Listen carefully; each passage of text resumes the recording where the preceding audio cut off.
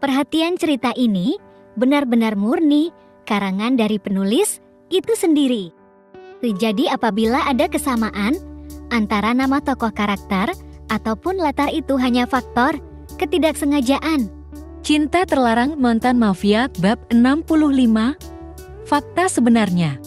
Erik memacu kendaraannya dengan kecepatan di atas rata-rata, membelah hutan rimbun, pepohonan yang menjulang tinggi, serta dipenuhi dengan semak belukar.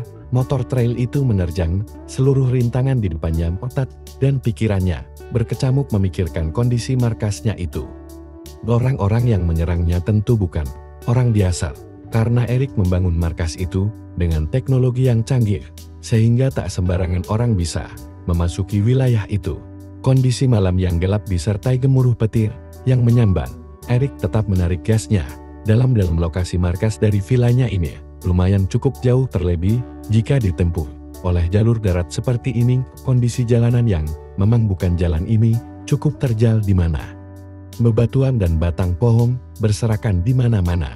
Hujan turun dengan derasnya.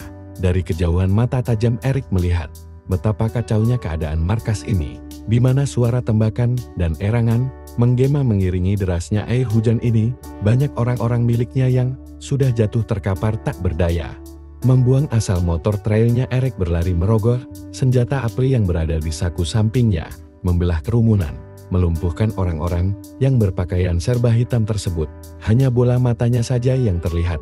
Terlihat Divano di ujung sana pun sama, ia sedang melawan sekaligus 5 orang berpakaian serba hitam itu. Brengsek. Siapa kalian ha? Teriak Erik murka, memiting leher lawan dengan seluruh kekuatannya. Tak ada belas kasih sama sekali. Dari dua kubu terlihat sama kuatnya. Erik semakin membabi buta melumpuhkan seluruh lawannya. Mati lebih baik daripada saya harus membuka mulut, kekeh pria itu. Dengan senang hati Erik mengabulkannya, menarik pelatuknya tepat di kepala pria itu. Dasar bodoh. Gumam Erik mentablet pria itu yang sudah tak bernyawa. Krak. Erangan demi erangan mengalun indah mengiringi hujan yang begitu deras. Tak bisa terelakkan lagi, pertumpahan darah terjadi untuk yang pertama kalinya. Sial, mereka bukan dari orang biasa. Erik meringis ketika sudut bibirnya terasa perih akibat pukulan yang mengenai wajahnya. Bos, hati-hati, mereka begitu terlatih gerakannya, teriak Divano yang melihat Erik terkena pukulan dari salah satu orang berpakaian serba hitam tersebut. Bagaimana bisa markas kita sampai kecolongan? Geranya Erik tanpa menatap wajah Divano, ia masih terus bergerak lincah menendang memukul lawannya. Kami semua juga terkejut dengan kehadiran mereka dengan begitu tiba-tiba. Bahkan alam pendeteksi bahaya pun tidak berfungsi, bos. Siapa pemimpin dari mereka? Sambung Erik kembali. Tidak tahu, bos. Mereka hanya orang suruhan dan tidak ada yang mau membuka mulutnya. Herang Divano dengan nafas yang tersengal-sengal. Energinya sudah terkuras habis. Anda mencari saya, Tuan Enrico? Seluruh pasang mata terpusat pada satu suara. Seseorang dengan pakaian serba hitam itu datang berjalan membelah kerumunan di antara lautan manusia yang sudah terkapar tak berdaya di sana. Hanya ada sisa 1/4 dari masing-masing kubu. Hujan seketika pun berhenti, seolah menyambut kedatangannya. Kejutan yang sangat luar biasa, bukan? Kekeh orang itu mengikis jarak di antara mereka berdua. Hai, Tuan Divano, kabarmu sangat baik ternyata. Kau selalu menjadi anjing yang patuh. Orang itu bersedekap dada menatap Divano yang berada tak jauh dari Erik berdiri. Brengsek. Siapa kau sebenarnya? Jangan jadi pecundang di balik topengmu itu. Divano mendesis dengan emosi yang sudah diubun-ubun. Hendak ia menyerangnya namun ditahan oleh Erik. Erik masih diam, menatap lekat sosok di depannya ini dengan mata tajamnya. Lalu seringai tipis di bibirnya muncul. Turunkan senjata kalian, kembali ke posisi semula. Titah Erik membuat seluruh orang-orangnya kebingungan. Bos, apa maksudnya? Divano tak terima. Bagaimana bisa di saat seperti ini pasukan harus mundur? Erik mengunci mulut Divano dengan mengangkat tangannya pertanda tak ingin dibantai. Nyalimu cukup besar, Nona. Kemampuanmu luar biasa, ujar Erik dengan begitu tenang. Nona perempuan dia? Divano penasaran menatap lekat sosok di depannya ini. Ia baru menyadari jika orang di depannya ini adalah perempuan. Terlihat dari lekuk tubuhnya yang menonjol. Seketika suasana di luar markas itu terasa begitu tegang dan mencekam, sisa-sisa hujan masih terasa.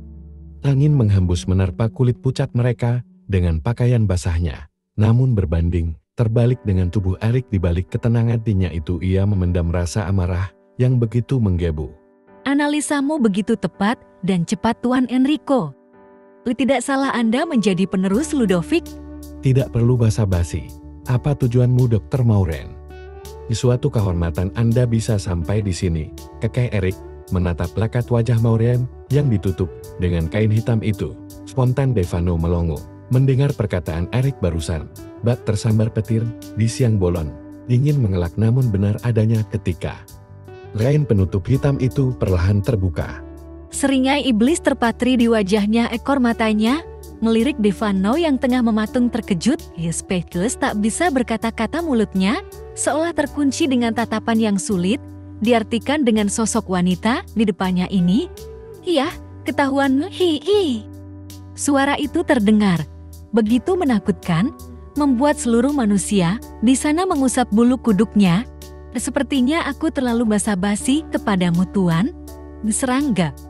Kedua kubu itu saling menyerang. Di atas mereka, pepohonan menjulang tinggi, mengisolasi medan pertempuran ini dari dunia luar.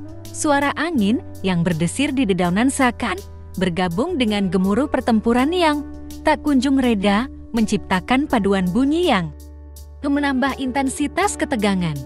Hutan yang biasanya tenang berubah menjadi ladang. Pertempuran yang penuh dengan bahaya di setiap sudut, di mana setiap langkah bisa menjadi yang terakhir. Maureen terus mengeluarkan seluruh kekuatannya. Berhadapan dengan Devano, ia terus menyerangnya dengan membabi buta. Sementara Devano tak melawan, ia hanya menangkis atau menghindar dari serangan Maureen, sedangkan Erik melawan para pasukan hitam yang semakin bertambah tak ada habisnya. Apa maksud semua ini, Maureen? Devano mengunci pergerakannya. Maureen terkekeh. Kau masih belum biasa mencerna. Apa tujuanku, Devano? Payah sekali. Terdengar suara ejekan di telinga Devano tanpa sadar, membuatnya semakin mencengkram erat pergerakannya. Jadi, selama ini kamu hanya memanfaatkanku? Tanya Devano dengan suara paraunya. Tak menyangka wanita yang akhir-akhir ini selalu menemani hari-harinya itu adalah pengkhianat. Mungkin karena melalui Anda, saya bisa dengan mudahnya menemukan markas ini di tempat di mana para manusia bejat harus segera dimusnahkan. Disarkas Maureen dengan nafas yang memburu. Apa? Siapa kamu sebenarnya, Maureen? Sebuah keluarga yang telah mereka habiskan tanpa sisa. Bisik Maureen, lalu ia melempar sebuah granat asap untuk membatasi visibilitas lawan, sehingga bisa mengecoh mereka semuanya. Dengan gerakan yang begitu cepat, seluruh pasukan hitam mundur dan lari cepat angin dengan kemampuan senyapnya. Erik dan Devano pun memejamkan kedua bola, matanya terasa perih. Jarak pandang keduanya mengabul. Mereka terbatuk-batuk. Beberapa menit kemudian, asap itu mulai menghilang, dan mereka dibuat terkejut ketika tak ada satu orang pun di sana terkecuali para pasukan mereka sendiri. Mereka menghilang, Tuan. Teriak salah satu bawahannya. Cepat kejar mereka. Jangan biarkan mereka keluar dari hutan ini dalam keadaan hidup. Teriak Erik.